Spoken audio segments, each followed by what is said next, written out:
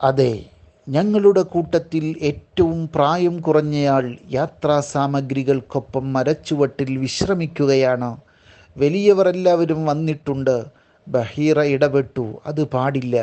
അദ്ദേഹത്തെയും വിളിക്കൂ, കൂട്ടത്തിലൊരാൾ പറഞ്ഞു. അബ്ദുള്ളയുടെ മകൻ മുഹമ്മദ് സല്ലല്ലാഹു അലൈഹി വസല്ലമിനെ ഒഴിവാക്കിയിട്ട് വന്നത് ശരിയായില്ല. ഇത് കേട്ടപ്പോൾ പാതിരിയുടെ മനം കുളിർത്തു. മുഹമ്മദ് എന്ന പേരു കേട്ടപ്പോൾ മനസ്സിൽ ഒരു തണുപ്പ് ലഭിച്ചതുപോലെ. തോറയിൽ പറയപ്പെട്ട അഹ്മദിന് സാമ്യമുള്ള പേരാണല്ലോ ഇത്. വൈകിയില്ല, കൂട്ടിക്കൊണ്ടുവന്നു. കൂട്ടത്തിൽ നിന്നൊരാൾ പോയി. മുഹമ്മദ് സല്ലല്ലാഹു അലൈഹി വസല്ലം മൂത്താപ്പയുടെ അടുക്കൽ തന്നെ ഇരുന്നു. കുട്ടിയെ കണ്ട മാത്രയിൽ ബഹീറയുടെ ആത്മനേത്രങ്ങൾ മിഴി തുറന്നു. മേഘം തണലിട്ട് സഞ്ചരിച്ച കാഴ്ച കൂടി മനസ്സിൽ തെളിഞ്ഞു. സംഘത്തോടായി അദ്ദേഹം ചോദിച്ചു, പ്രയാസങ്ങളേറെയുള്ള ഈ യാത്രയിൽ എന്തിനാണ് ഈ കുട്ടിയെയും കൂടെ കൊണ്ടുവന്നത്? എന്നിട്ട് നിങ്ങൾക്ക് ആ കുട്ടിയെ മാത്രം ചരക്കുകൾക്കൊപ്പം നിർത്തിവരികയും ചെയ്തു. മറുപടിക്ക് കാത്തു നിൽക്കാതെ കുട്ടിയുടെ സസൂക്ഷ്മം നിരീക്ഷിക്കാൻ തുടങ്ങി. വാഗ്ദത്ത പ്രവാചകന്റെ എല്ലാ ലക്ഷണവും ഒത്തിണങ്ങിയ വ്യക്തിയാണല്ലോ ഇത്. പ്രവാചകത്വ മുദ്രയെക്കുറിച്ചും വേദത്തിൽ വന്നിട്ടുണ്ട്. പക്ഷേ കുപ്പായം തുറന്ന് ചുമൽ പരിശോധിക്കാൻ എങ്ങനെ ആവശ്യപ്പെടും? ഇങ്ങനെ ചിന്തിച്ചു കൊണ്ടിരിക്കെ ഖുറൈശികൾ എഴുന്നേറ്റു തമ്പിലേക്ക് മടങ്ങാൻ തുടങ്ങി. അബൂ ത്വാലിബ് അല്പമൊന്നു വൈകി. പാതിരിയോട് ഒന്ന് ചോദിച്ചാലോ ഈ മകനിൽ അദ്ദേഹം എന്താണ് ശ്രദ്ധിക്കുന്നതെന്ന്. അപ്പോഴേക്കും പാതിരി സംസാരിക്കാൻ തുടങ്ങി. നിങ്ങളുടെ ലാത്തിനെയും ഉസ്സയെയും മുൻനിർത്തി ഞാൻ ചോദിക്കുന്നു, നിങ്ങൾ സത്യസന്ധമായി മറുപടി പറയുമോ? ഉടനെ കുട്ടി ഇടപെട്ടു.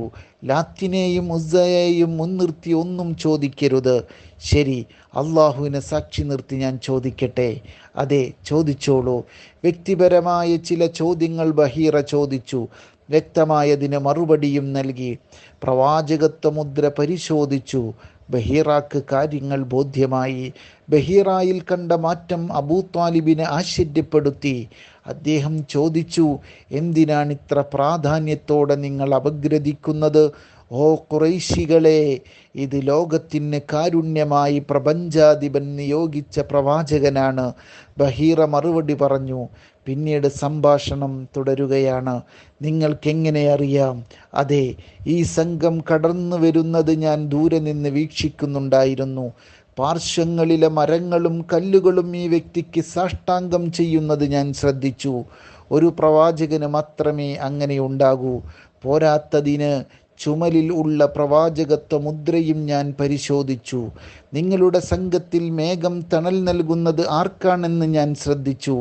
തുടർന്ന് അബൂ ത്വാലിബുമായി ഒരു ഇൻ്റർവ്യൂ നടത്തി. ഇത് നിങ്ങളുടെ ആരാണ്?